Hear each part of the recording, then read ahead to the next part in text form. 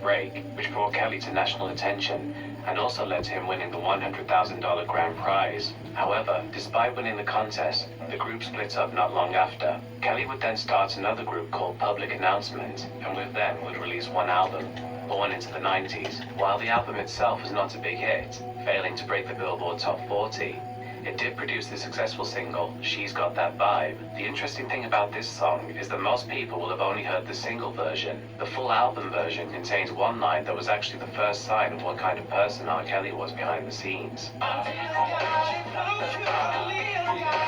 We'll come back to this in a bit. In 1993, Kelly released his first solo album, 12 Play, which would become a huge success for him, reaching number 2 on the Billboard Top 100 and spawning the hit single, Bump and Grind, which spent 12 weeks at number 1. This album obviously made him a megastar in the US and led to many artists wanting to work with him.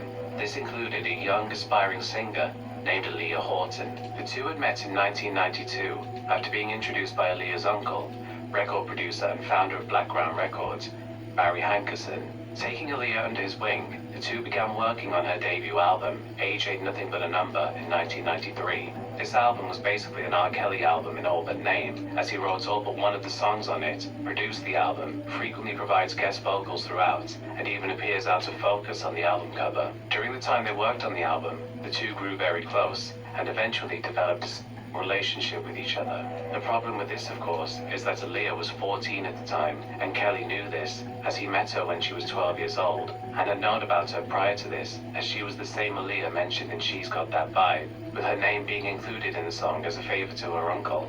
The media had suspected that there was secretly a romantic nature to their relationship, but each time the two were asked about it, they would always brush it off and say that they were, quote, just best friends. Everybody seems to think that y'all are either girlfriend or boyfriend, or cousins, or let's get the record straight.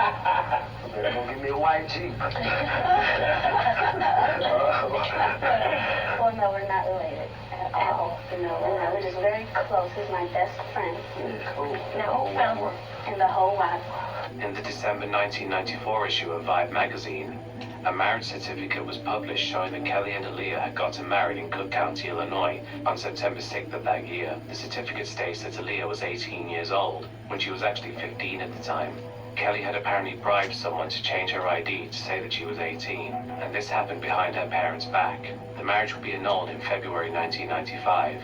For whatever reason, people directed all the blame to Aaliyah, rather than the 27-year-old man who got her to marry him, believing that she had lied to him about her age. It wouldn't be until 2019, almost 20 years after Aaliyah's tragic death in a plane crash, that he would finally admit to have knowingly engaged in sexual acts with a minor.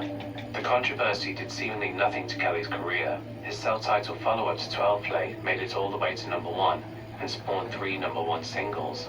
1996, of course, saw the release of what's probably his most iconic song, I Believe I Can Fly, from the Space Jam soundtrack. His third album, R, would hit number 2 on the Top 100 and spawned the number 1 hit single, I'm Your Angel.